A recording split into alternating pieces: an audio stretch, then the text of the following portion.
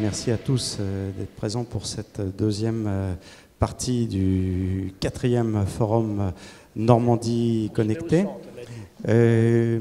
Donc après, hier, on a beaucoup réfléchi sur les mobilités et comprendre que les mobilités, c'était quelque chose qui nous parlait de l'emploi, de la santé, de l'éducation, de la culture.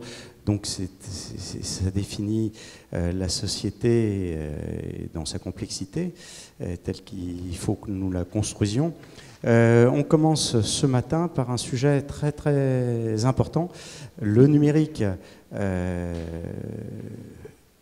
peut apporter des solutions aux problèmes de santé nombreux, et donc des solutions positives, et peut poser beaucoup de problèmes. Et Normandie Connectée met toujours l'homme, l'humain, au cœur. Si les solutions qu'on apporte ne constituent pas un plus pour l'humanité qui nous rassemble, ça peut être un désastre. Et donc, cette première table ronde qui remet ça au centre va être animée par Sylvie de Gaetano, une des personnalités de Trouville qui porte cette humanité avec cœur. Et je vais te laisser présenter tes intervenants. Merci Max. Bonjour à tous et à toutes. Donc j'ai l'honneur de recevoir aujourd'hui des gens exceptionnels dans tous les sens du terme. Donc tout d'abord Marie-Pierre Bénard, qui est directrice de la société Mordicus Studio, qui est une spécialiste du virtuel et qui va nous expliquer en quoi le virtuel peut être mis à la disposition justement de la médecine pour éventuellement soigner des gens. Nous avons Bernard Cordier, qui est un éminent spécialiste de la psychiatrie, ancien chef de service à l'hôpital Foch de Paris, excuse-moi Bernard, et également spécialiste de la transsexualité et de la pédophilie. Et nous avons Régis Lehaut, alors que tout le monde connaît évidemment à Trouville, puisque Régis est un médecin généraliste qui a soigné énormément de personnes, aujourd'hui à la retraite, mais ayant exercé pendant toute sa vie professionnelle à Trouville. Alors peut-être qu'on peut commencer par la définition finalement de ce qu'est la télémédecine, parce qu'il y a une définition légale qui détermine plusieurs sortes de télémédecine. Donc j'ai passé pour cela la parole à Régis Lehaut, qui va nous expliquer quelles sont les différentes sortes de télémédecine. Ça marche? On m'entend là? Alors je vais...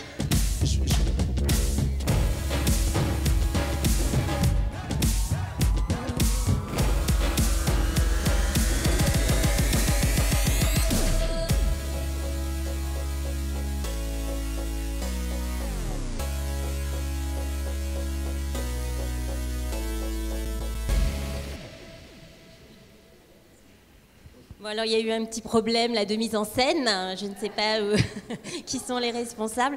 Donc je repasse la parole à Régis Lehaut pour nous expliquer quelles sont les différentes sortes de télémédecine. Alors, avant de répondre à Sylvie de Gaetano, je voudrais d'abord faire une petite présentation. Je ne sais pas pourquoi Max Armanet m'a invité, parce que je n'ai pas beaucoup de titres. Le seul titre auquel je tiens, et qui est certainement l'un des plus beaux titres de la médecine française, mais qui n'est pas reconnu par la faculté, c'est le titre de médecin de famille. Médecin de famille, ça paraît très désuet actuellement, il n'y en a plus beaucoup, mais c'était le pivot du système de soins français, et c'était ce qui faisait la richesse de notre système de soins, qui était le meilleur du monde. Donc j'étais un acteur du système de soins français pendant 50 ans, si je compte mes études de médecine. J'ai exercé pendant 40 ans donc à Trouville en tant que médecin traitant, médecin de famille. Et donc j'ai fait partie du système de soins français qui était l'un des meilleurs du monde pour assister très tristement à sa déliquescence. Alors, il faut, avant de parler de télémédecine qui pourrait être un remède aux déserts médicaux, parler du malade. Le malade, c'est le système de soins français. Quels sont ces symptômes? Nous avons une médecine maintenant à 2 vitesses, avec les dépassements d'honoraires, Nous avons des délais dramatiquement longs pour obtenir des rendez-vous, plus de 6 mois pour un ophtalmologue, 3 à 6 mois pour un psychiatre, ici 3 mois pour obtenir un rendez-vous chez un cardiologue. Nous assistons à la disparition de certaines spécialités. Il n'existe plus de pédopsychiatres. Les psychiatres sont une espèce en voie de disparition. Il n'y a plus de gynécologues. Il n'y a plus de pédiatres. Nous assistons à un choix prisé par les étudiants en médecine qui est totalement incohérent. Les premières spécialités prisées par les médecins actuellement, les jeunes médecins, sont, soyez pas étonnés, l'ophtalmologie en premier, en deuxième la chirurgie plastique, en troisième la dermatologie. Il existe 44 spécialités en France, dont la médecine générale. Celle-ci est choisie en 41e position sur ces 44 spécialités. Alors, il faut savoir que le monde médical souffre, les soignants souffrent, et qu'on a tous entendu parler de ces chefs de service, de ces médecins qui se suicident au sein de leur service. Et il faut savoir que dans les cas de mort prématurée des étudiants en médecine, le suicide est la première cause. Nous avons entendu parler aussi des grèves de la faim dans le système de soins psychiatriques, car le personnel est à bout. Et il faut aussi parler des maternités qui sont maintenant à plus de 45 minutes du lieu d'hébergement. Et quelque chose que l'on connaît moins, c'est les décès par iatrogénèse. Tout le monde connaît la iatrogénèse médicale, c'est-à-dire quand on a mal à l'estomac, qu'on prend un anti-inflammatoire, quand on prend un somnifère et qu'on tombe, la chute de cheveux lors des chimiothérapies. Par contre, on connaît moins la iatrogénèse organisationnelle. Qu'est-ce que la iatrogénèse organisationnelle? Ce sont les effets collatéraux d'une désorganisation de notre système de soins. Tout le monde a entendu parler des décès au sein même des services des urgences, parce qu'on oublie les gens au service des urgences. Tout le monde a entendu parler de la mauvaise réponse du SAMU de Strasbourg concernant une jeune africaine qui est décédée, faute d'appel du système de soins. Je peux donner aussi un exemple de décès, c'est la petite grand-mère qui est dans un service de gériatrie et que l'on fait sortir un vendredi soir faute de place, parce qu'il faut vider le service pour trouver des places pour le week-end, et qui pendant le week-end, alors qu'on la remet chez elle, tombe, se fait une fracture du fémur et décède. C'est ça la iatrogénie organisationnelle.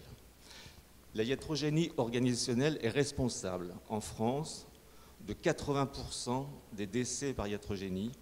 Les décès par iatrogénie, c'est 30 000 décès par an. Donc si vous faites 80%, c'est 24 000 décès liés à la mauvaise organisation du système de soins.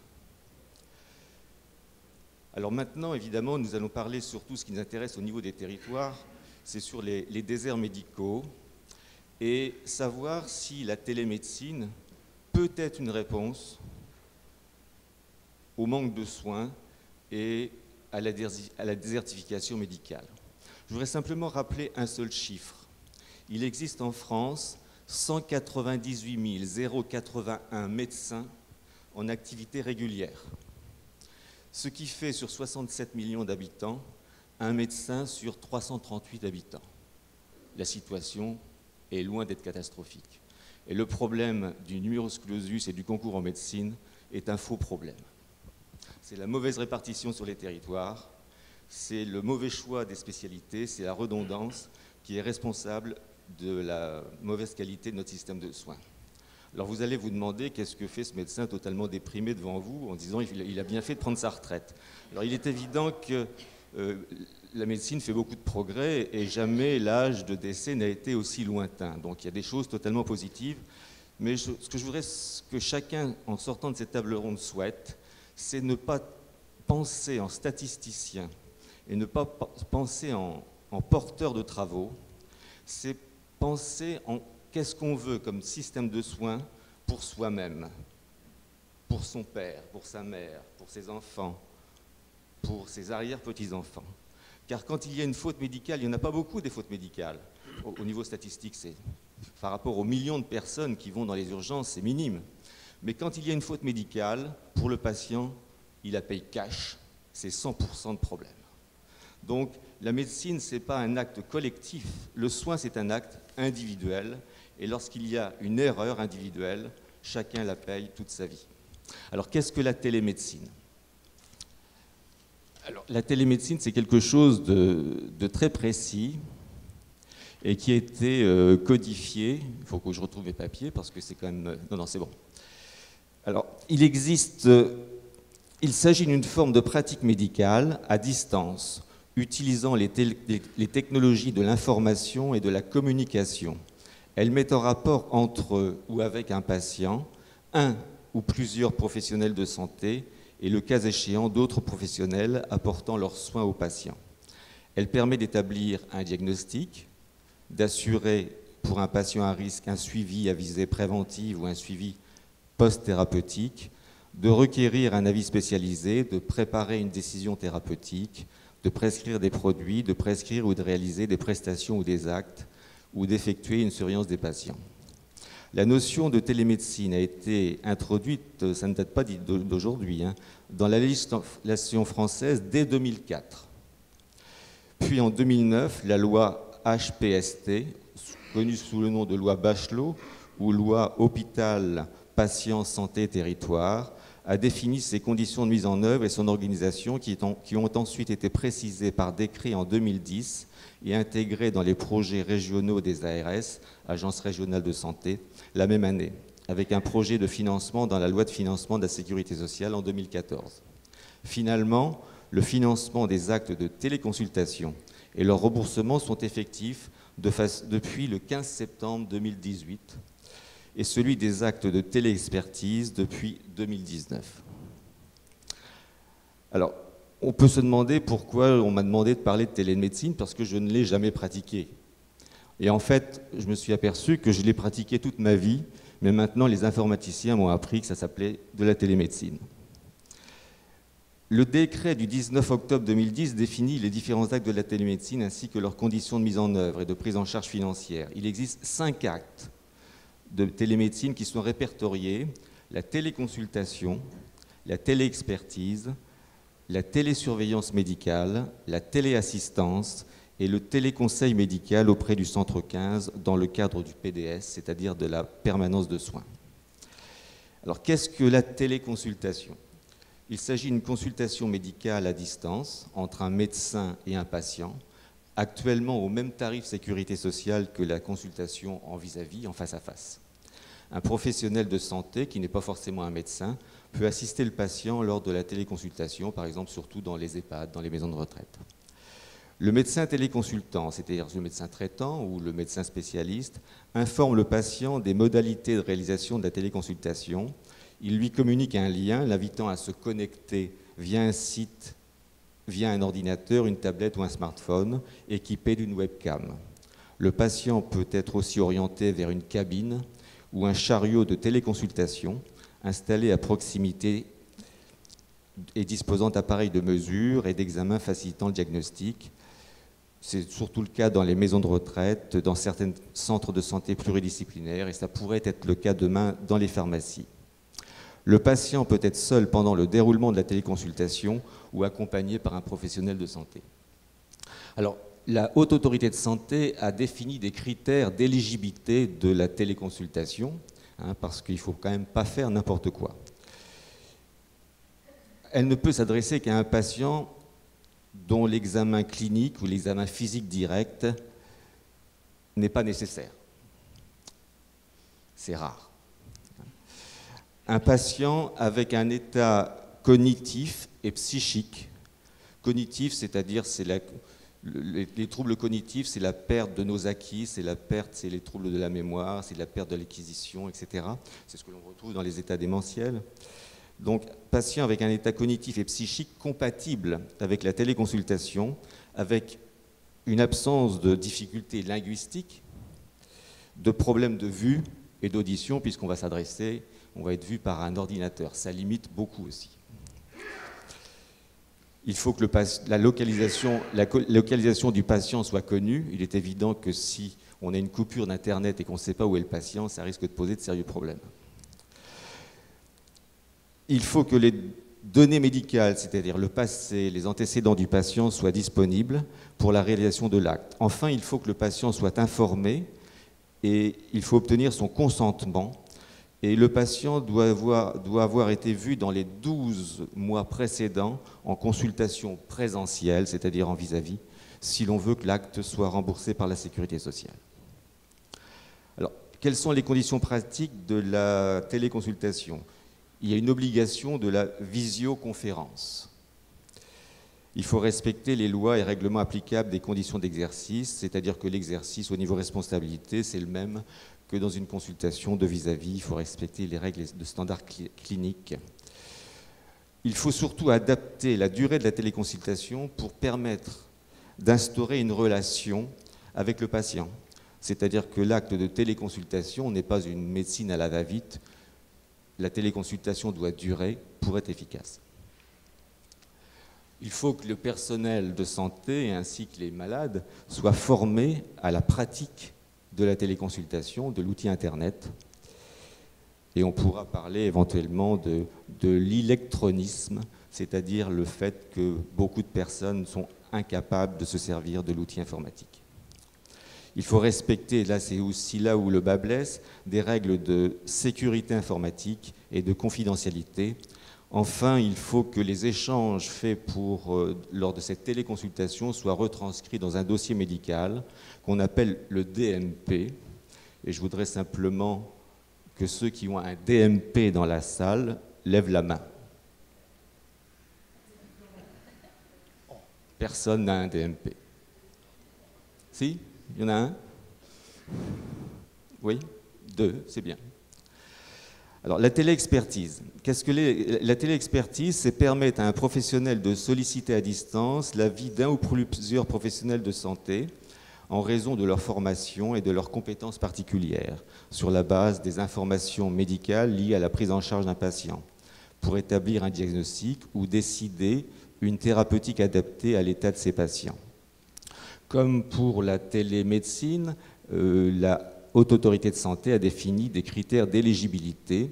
Donc on n'a pas le droit de faire une téléexpertise sans l'accord éclairé et le consentement du patient ou de son représentant légal. Dans un premier temps, cette téléexpertise n'est remboursée par la Sécurité sociale que pour les patients en ALD, c'est-à-dire en affection de longue durée, ou résidant dans une zone de tension médicale, c'est-à-dire là où il y a des déserts médicaux, les patients qui sont dans les EHPAD, ou les patients qui se trouvent en détention dans les prisons. Elle doit être étendue, la téléexpertise, à partir de 2020 pour tout le monde. Elle doit s'inscrire dans la filière de soins. La filière de soins, c'est une réglementation qui impose que le médecin de santé primaire soit vu en premier, hormis certaines circonstances, pour avoir après l'avis d'un spécialiste, etc. Il y a une démarche logique dans l'activité de soins. Alors, elle nécessite, comme par ailleurs, une formation des utilisateurs, le respect des règles de sécurité. Le spécialiste requis doit bénéficier de l'ensemble des données du patient, de ses antécédents. Le compte-rendu de sa consultation doit être enregistré dans le DMP, dans le dossier médical partagé. Et ce compte-rendu doit être remis au médecin traitant, aux différents professionnels de santé signalés par le patient, et au patient lui-même. Alors, qu'est-ce que maintenant la télésurveillance médicale? Alors ça, c'est quelque chose qui est intéressant. Il s'agit d'un acte médical permettant de surveiller à distance l'état de santé d'un patient atteint d'une maladie chronique grâce à l'interprétation et à la transmission d'indices cliniques ou biologiques d'une maladie via un outil médical connecté. Bon, excusez-moi, je vais vous donner des exemples. Prenons par exemple le suivi des diabétiques, où le médecin peut avoir un suivi en ligne de son taux de glycémie, ce qui lui permet d'adapter directement le réglage de la pompe à insuline. On peut aussi faire une télésurveillance des hypertendus en voyant leur tension au sein de leur milieu de vie, lors de leur travail, chez eux. On peut aussi surveiller à distance, surtout en cardiologie, des pacemakers, des défibrillateurs. On peut aussi, dans la maladie de Parkinson, suivre à distance la sécrétion de pompes à apomorphine en fonction des mouvements personnels et des déplacements inadéquat du malade parkinsonien. On connaît aussi la télémédecine dans la prise en charge de l'obésité, dans la prise en charge de la rééducation des insuffisants cardiaques et des insuffisants respiratoires, en leur proposant sur Internet et sur leur smartphone des programmes éducatifs de nourriture et d'entraînement physique. Alors, quatrième volet de la télémédecine, c'est la téléassistance. Qu'est-ce que la téléassistance? La téléassistance, c'est la possibilité offerte à un médecin d'assister à distance un autre médecin ou un professionnel de santé au cours de la réalisation d'un acte. La situation la plus emblématique, je pense que beaucoup en ont entendu parler, c'est il y a quelques années, c'est un patient à qui l'on a fait, qui habitait l'Amérique du Sud, à qui l'on a fait une cholécystectomie, c'est-à-dire une ablation de la vésicule, avec un chirurgien qui était basé à Strasbourg.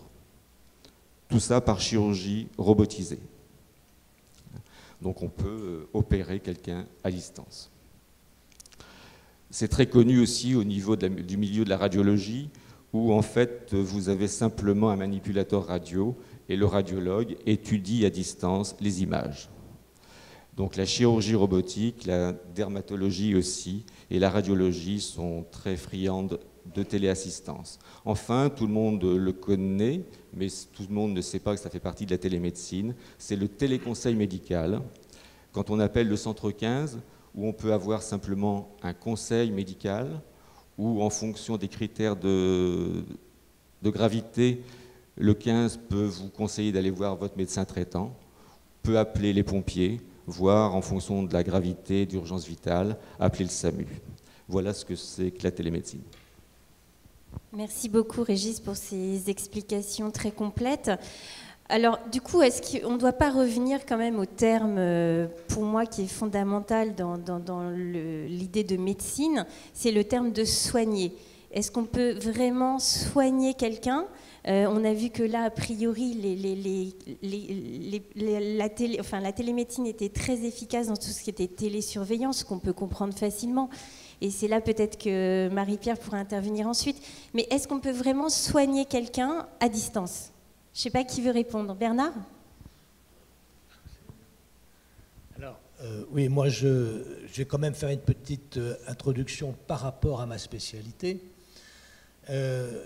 On pourrait, selon les définitions de l'HAS, la Haute Autorité de Santé, on pourrait considérer que puisqu'il n'y a pas dans notre consultation d'examen physique, ça devrait pouvoir être une bonne réponse au désert psychiatrique et au délai incroyable de rendez-vous aujourd'hui. Alors même que depuis 1838, tout département en France doit avoir son organisation psychiatrique avec secteur. Enfin, secteur, c'est plus récent, mais c'est pour dire que c'est une obligation, elle n'est pas respectée, d'où les mouvements dont le docteur Régis Lehaut a parlé. Alors donc, on pourrait penser que c'est une solution. Eh bien non. Moi, il m'est arrivé souvent d'avoir des relations par téléphone, des échanges par téléphone avec des patients. C'est faute de mieux. Voilà l'expression que je retiendrai. Faute de mieux, on va faire comme cela. Mais je voudrais rappeler que la relation entre, avant de parler des soins, la relation entre quelqu'un qui est en souffrance physique, morale, et souvent les deux, et quelqu'un qui le soigne, elle n'est pas courante. J'ai envie même de dire que ma voisine a passé un doctorat. Bien, pourquoi, parmi tous les titulaires de doctorat, il n'y a que nous qu'on appelle docteurs? Pourquoi les patients ont besoin, oui, en France, ailleurs, mais vous voyez, c'est une relation particulière où il y a quelqu'un qui a besoin d'être en confiance, qui est devant celui qui sait. Il espère bien qu'il sait, en tout cas. Bon. Alors, en psychiatrie, nous avons en plus à percevoir l'expression non verbale de la souffrance. Et avec un peu d'audace, je vais dire, cette télémédecine n'est pas compatible avec la télépathie. C'est un mauvais jeu de mots, mais pour dire qu'il y a une transmission qui n'est pas seulement par une image. Ça va au-delà du regard. D'ailleurs, quand on fait un examen dans notre domaine, on regarde la personne entièrement, sa manière de se tenir, sa manière d'être habillé, sa manière, qui peuvent refléter une souffrance. Rien que cela, avant même qu'il parle. Bon, alors bien entendu, pour ce qui est de la télépsychanalyse, c'est même pas la peine d'y penser. Quelqu'un qui est allongé sur le divan, on ne va pas le mettre devant un écran. Hein. C'est même le contraire qui est choisi dans cette pratique qui est de plus en plus rare d'ailleurs. Hein. Mais enfin bon, c'est pour souligner que ça peut être un pis-aller, mais ce n'est pas compatible avec une relation indispensable pour des personnes en situation de telle souffrance. Voilà, donc c'est une... Alors maintenant, peut-on soigner dans notre domaine? On peut rassurer, on peut donner quelques conseils immédiats, mais on doit se voir. Et j'ajouterais, puisque j'ai la parole, que je suis préoccupé, si ça se développe, par la pratique des futurs médecins, des jeunes médecins que nous formons. Comment vont-ils percevoir leur métier si c'est derrière un écran, hein? Et Régis Le Haut, tu avais dit, essayez d'avoir un rendez-vous. Hein, bon, on va avoir un médecin qui est à Nice et qui va nous répondre. Enfin, c'est vraiment tout à fait... enfin, ça peut dépanner, mais ce n'est pas compatible avec des soins tels que nous sommes programmés. Et même, il est recommandé, comme ça a été écrit par Régis Le Haut, que ce soit un malade et non pas une maladie que l'on soigne. Merci beaucoup Bernard, effectivement. Alors on va peut-être se tourner un peu plus vers le côté technique de la chose en passant la parole à Marie-Pierre, puisqu'en fait là on est en train de voir que le risque encouru, ce serait peut-être la direction vers une médecine un peu low cost, comme on fait beaucoup de choses low cost aujourd'hui, et que par ailleurs, est-ce qu'on ne risque pas, en voulant justement remédier aux déserts médicaux, créer une fracture encore plus grande entre les gens, finalement entre ceux qui ont accès facilement à Internet et ceux qui ont beaucoup plus de difficultés, soit parce qu'ils sont plus âgés, qu'ils ne maîtrisent pas la chose, ou tout simplement parce qu'ils sont dans des endroits physiquement, géographiquement, où il n'y a pas Internet. Donc je vais passer la parole à Marie-Pierre pour nous parler un peu plus de l'aspect technique des choses. Oui, alors, je vais rebondir sur ce que j'ai pu entendre. Vous avez parlé de contrôle à distance. C'est bien, peut-être pas une société de contrôle à vocation totalitaire que l'on souhaite établir, mais il se trouve que quand on commence à parler de poser chez les gens des machines qui vont prendre leur tension et puis on va pouvoir à distance contrôler tout ça dans une société qui est aussi une société de la donnée produite par des humains, extraite et traitée par d'autres humains pour un brassage alors là, complètement transversal, il y a beaucoup de questions qui se posent. Des questions comme, vous êtes diabétique, vous avez pris cet exemple tout à l'heure du diabétique qui va avoir chez lui tous les appareils de mesure nécessaires pour mesurer son diabète et qui va avoir aussi dans son frigo, connecté ou pas, dans un frigo non connecté, il va avoir de la nourriture très sucrée. Et puis peut-être que s'il a un frigo connecté, on va lui dire « Ah, mais cette nourriture très sucrée commence à me manquer dans ton frigo. » Ça, c'est juste le travail du réfrigérateur, que de prévenir la personne qu'il n'y a pas tout ce qu'il faut dans le réfrigérateur. Mais quand on va croiser ces données et que cette personne consommatrice de produits de supermarchés livrés par des drives, etc., quand cette personne va prendre son autre casquette, parce qu'aujourd'hui on segmente. Quand je vais chez le médecin, je suis patiente. Quand je me rends dans une mairie, je suis administrée. Quand je vais dans un grand magasin, je suis consommatrice. Les données, elles sont transversales. Donc comme dans mon frigo connecté, on va pouvoir relier l'information de la nourriture présente ou manquante au fait que je suis par ailleurs patiente diabétique, là, ça va commencer à poser un problème quand tout ce petit monde-là va travailler dans un autre sens, qui est celui de l'assurance, des mutuelles, donc de la couverture sociale, où là, il y a vous voyez bien qu'il y a un contrôle bien plus généralisé. Et ce dont nous sommes en train de parler pour la France, c'est déjà une vraie question pour les États-Unis, avec des gens qui disent, attendez, au moment où vous voulez nous faire passer à plus de protection pour des gens, mais quand on regarde des statistiques, le pauvre, c'est aussi celui qui s'alimente moins bien, qui est le plus malade, et moi, je ne veux pas payer pour ces gens-là.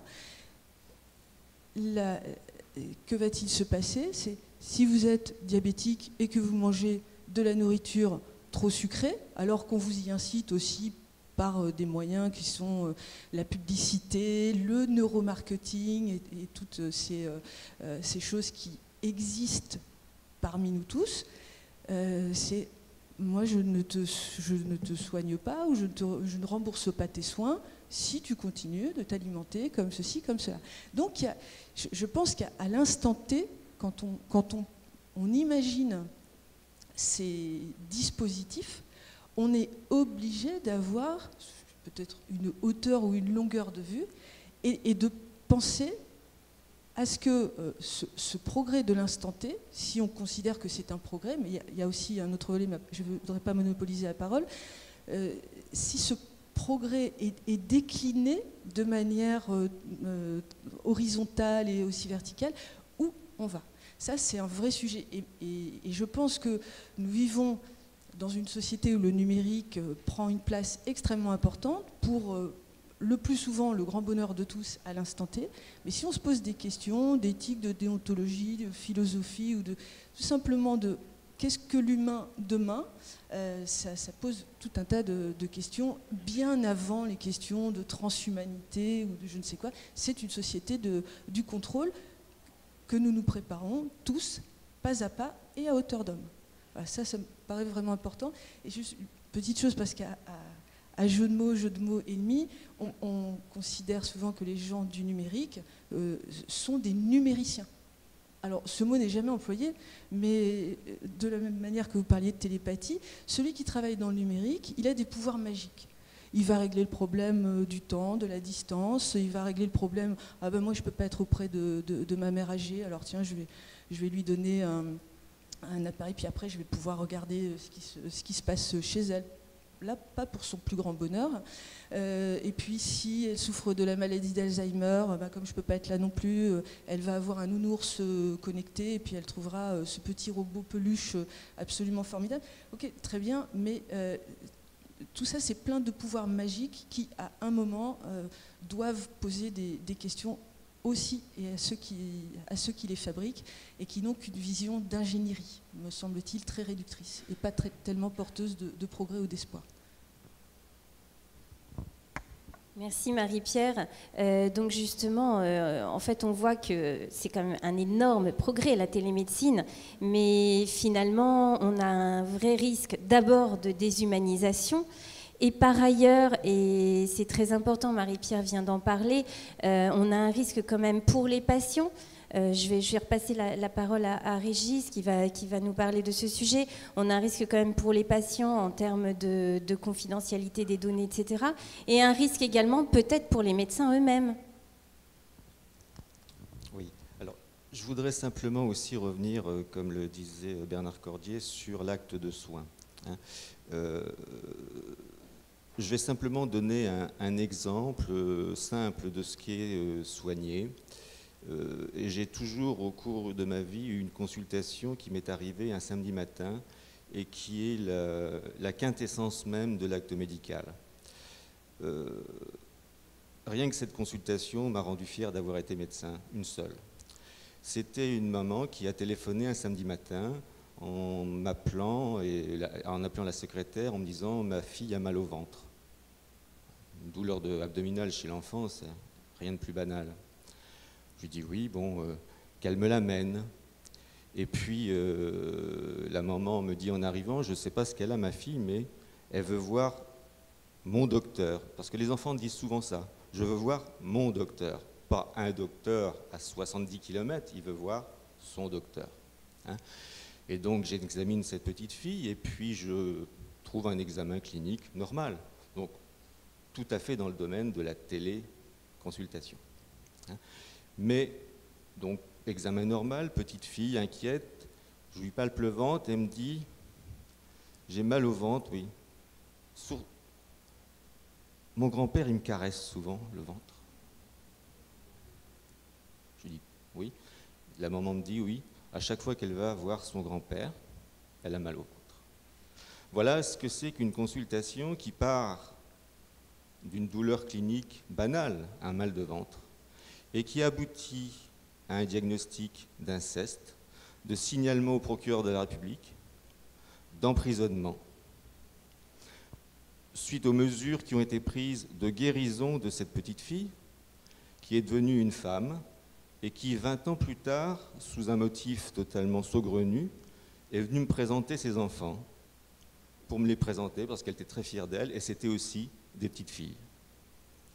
Voilà ce que c'est que l'acte de médecine. Je voudrais que chacun y réfléchisse, et c'est ça la médecine, c'est-à-dire qu'on ne peut pas, à travers un écran, dire « j'ai mal au ventre », et on ne sait pas où on va.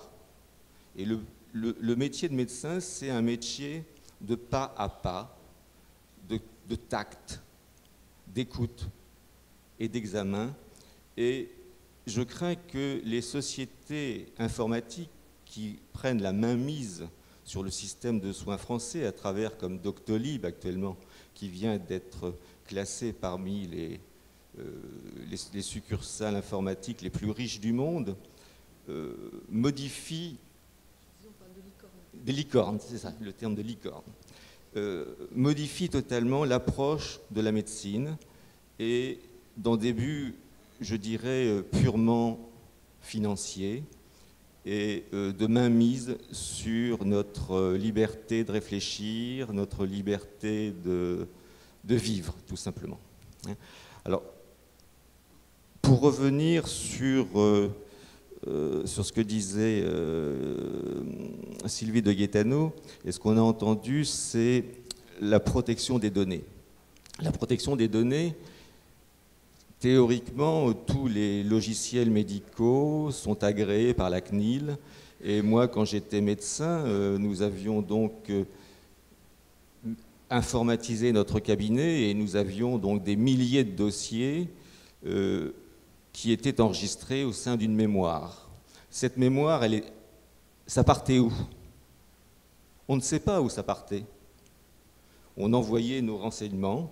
Peut-être que le gros ordinateur qui récupérait toutes nos données était au Maroc, en Algérie, ou alors chez Google, aux États-Unis. Hein? Et donc, il faut savoir que les dossiers médicaux informatisés sont une cause monnayable très importante et sont une source de cybercriminalité. Ça a une valeur marchande excessivement importante et il faut savoir qu'en 10 ans, quoi qu'on dise, il y a eu, je crois, je l'avais signalé, 147 000... Non, excusez-moi, aux États-Unis, entre 2010 et 2017, 176 millions de dossiers santé ont été piratés. Hein? Alors, on a modifié aussi la criminalité avec l'outil informatique qui est la cybercriminalité. On va parler, je crois, cet après-midi de cyberdéfense. Hein? Et donc, il faut savoir que on a piraté des pacemakers et des pompes à insuline à distance. L'âme humaine sait nuire quand elle le veut et souvent. Hein. Donc on voit bien que la délinquance s'adresse maintenant à des domaines totalement inimaginables autrefois. Il faut savoir aussi que le système de soins a été la cible de cyberattaques. Je ne sais pas si vous vous rappelez, c'était en 2016, les chaînes de l'usine Renault ont été immobilisées par une cyberattaque mondiale et les usines Renault n'ont pas pu continuer à construire des voitures jusqu'à la résolution de cette cyberattaque. Cette cyberattaque a aussi attaqué le système de soins anglais et l'hôpital de Los Angeles. Et pendant 48 heures, tous les actes médicaux ont été impossibles à l'hôpital de Los Angeles et dans le National Health Service, le système de santé public anglais, parce qu'on n'avait plus accès au dossier à cause de cette cyberattaque. Récemment, pour ceux qui sont adhérents d'une banque française, il y a eu un trouble informatique qui a totalement immobilisé le travail de la BNP la semaine dernière, où plus aucun travail possible et n'était possible au niveau de la banque par un défaut informatique. On peut revenir, en sortant de la médecine, sur l'histoire aussi de ce Boeing 737 MAX, où les informaticiens se sont ingéniés à trouver un système de stabilisation de l'avion où le pilote n'a plus aucune mainmise sur l'avion, en pensant que l'homme devait être inférieur aux algorithmes et à la machine. Je crois qu'il faut lutter jour après jour contre cette vision des choses, qui est une vision donnée par les GAFA, qui est une vision qui va plus loin, comme l'expliquait ma voisine, aussi sur la surveillance du monde entier, qui va jusqu'au transhumanisme, qui est la concentration des données au sein de gros groupes qu'on appelle les GAFA et qui sont capables de vendre pour des raisons financières, pécuniaires, des dossiers. On peut aborder à ce sujet le problème de la génomique. La génomique, c'est notre carte génétique différente de chacun, c'est-à-dire qu'en fait, tout le monde dans cette pièce est différent les uns des autres. Les seuls qui sont identiques, ce sont les vrais jumeaux. Et actuellement, on sait que c'est interdit la recherche génomique en France, mais aux États-Unis, Google, avec une succursale qui a été fondée par la femme du fondateur de Google, s'est lancé dans l'étude du génome par Internet.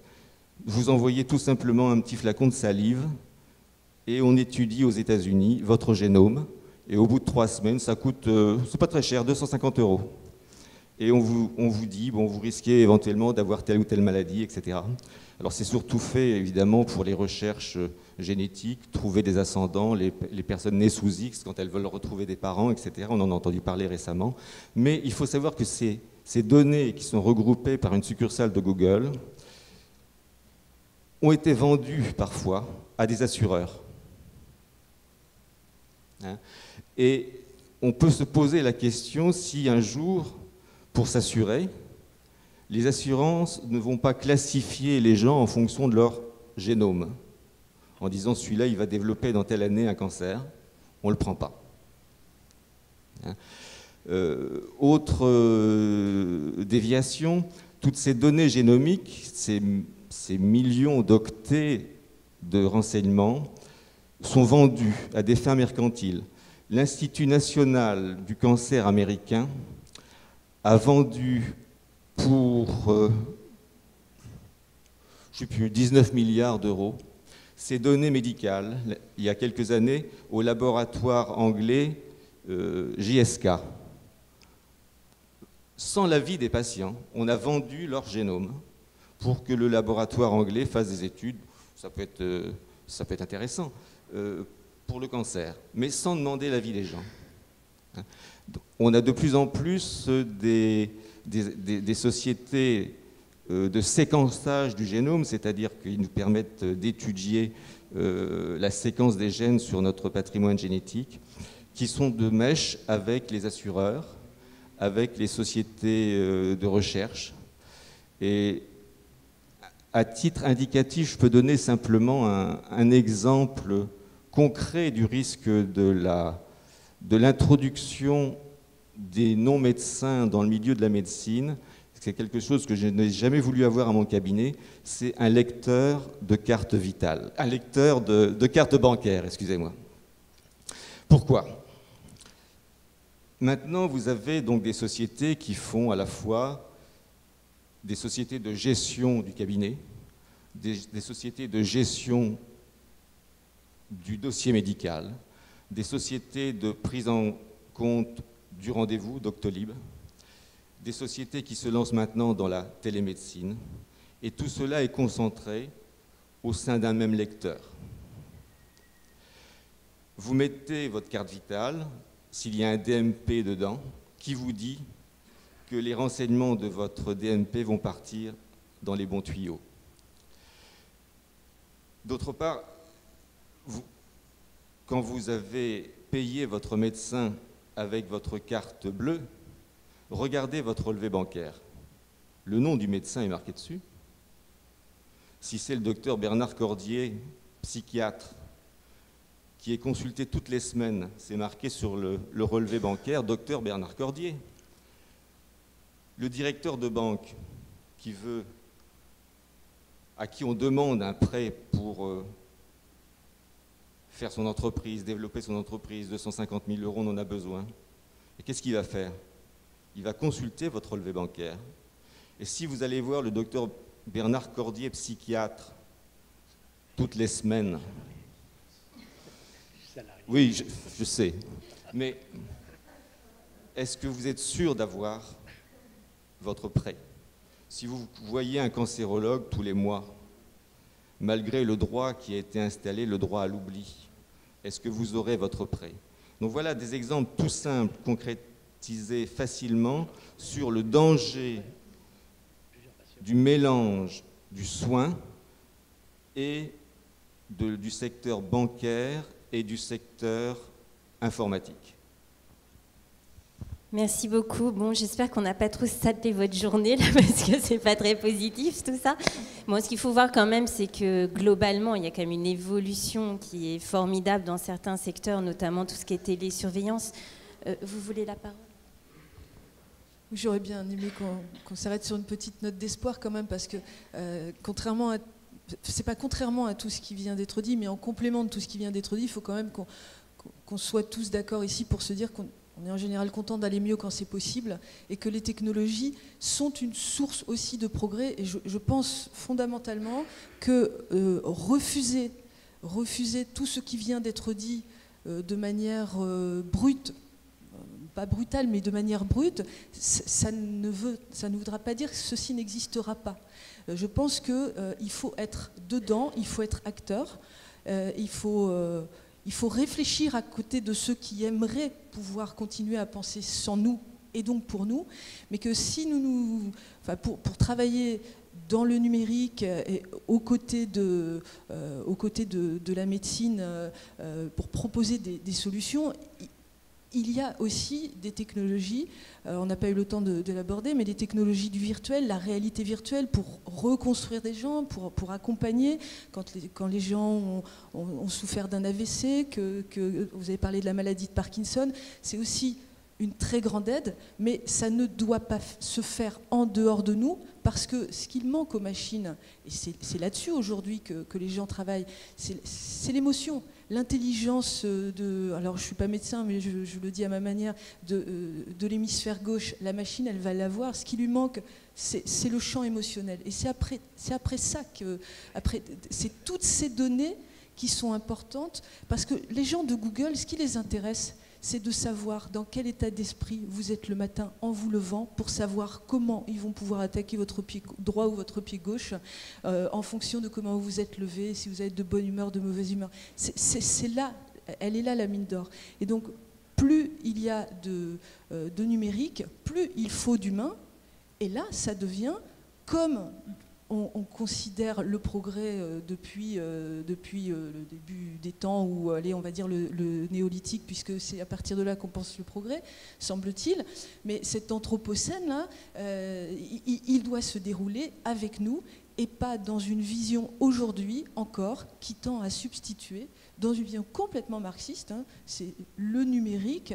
C'était le numérique,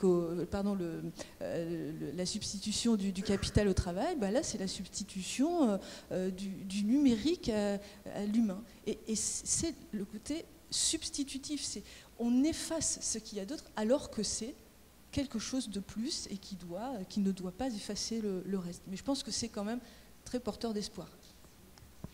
Oui, non, c'est ce que j'allais dire, effectivement, c'est très porteur d'espoir. Ce qu'il faut, c'est que, alors moi, en ma qualité de juriste, je pense qu'il faut énormément encadrer toute cette évolution, ça c'est certain, et pour les médecins et pour les patients. Et puis, ce qu'a dit Nicole Hamelin hier en introduction, finalement, on y revient aujourd'hui, c'est ne pas oublier l'humain. L'humain doit toujours être là, et c'est ce que Marie-Pierre vient de dire pour conclure. Donc, merci. Vous voulez...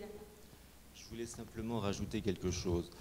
Le discours que nous avons porté, je crois que ce n'est pas un discours négatif, c'est simplement respecter une éthique. Actuellement, dans le monde moderne où nous vivons, ceux qui sont porteurs d'une éthique sont considérés comme ceux qui ne veulent pas du progrès, les empêcheurs de tourner en rond. Non, il faut accepter le progrès sous couvert d'une éthique. Et par exemple, comme le disait ma voisine, le télé-AVC est une merveilleuse chose au niveau informatique, puisqu'en fait ça se fait maintenant, puisqu'on a pour traiter un AVC 3 heures. Donc là, il faut se dépêcher, et donc c'est vrai que là, ça a fait des progrès. Mais le côté éthique de la procédure est important. Et je voudrais revenir sur quelque chose qui me semble important, à ce qu'a dit aussi Bernard Cordier, c'est la modification du psychisme du jeune médecin. C'est-à-dire que là, nous sommes en train de formater des jeunes médecins avec l'outil informatique, où la réflexion humaine ne fait plus partie tellement de leur cursus d'éducation et d'apprentissage de la médecine. Nous formons des jeunes médecins pour le secteur hospitalier, qui ne regroupe qu'une seule petite partie du secteur de soins en France, et nous formons des médecins uniquement dans un but de faire du médecin de l'hôpital. Mais ce qui nous importe dans nos territoires, c'est d'avoir des médecins de soins primaires qui regroupent l'accès aux soins pour tous, de façon égalitaire sur l'ensemble du secteur de soins français. Et plutôt que de critiquer l'outil informatique, il faut l'adapter, mais dans l'apprentissage de la médecine pour les étudiants en médecine, leur apprendre que cet outil, que la technicité n'est plus la quintessence, n'est pas la primauté. La poignée de main quand on accueille un patient, aller chercher son patient dans une salle d'attente, le regarder, l'examiner humainement, c'est déjà 90% du soin. Et ça, les jeunes médecins, je le regrette de le dire, ont perdu cette chose. Mes patients qui ont passé souvent 15 jours à l'hôpital me disent « mais on ne m'a jamais examiné ». Et si, mais ils ne s'en sont pas aperçus. Ils sont passés derrière un échographe, ils sont passés un IRM, mais on ne les a pas palpés. Et quand ils reviennent nous voir, on nous dit « on ne m'a pas examiné » parce qu'ils n'ont pas eu le contact, la chaleur de la main du médecin. Je voulais terminer là-dessus, c'est tout. Un grand merci à vous trois, parce que je pense que ça a intéressé énormément la salle. C'est un sujet qui touche tout le monde. Donc merci beaucoup. On va peut-être accueillir la prochaine table ronde.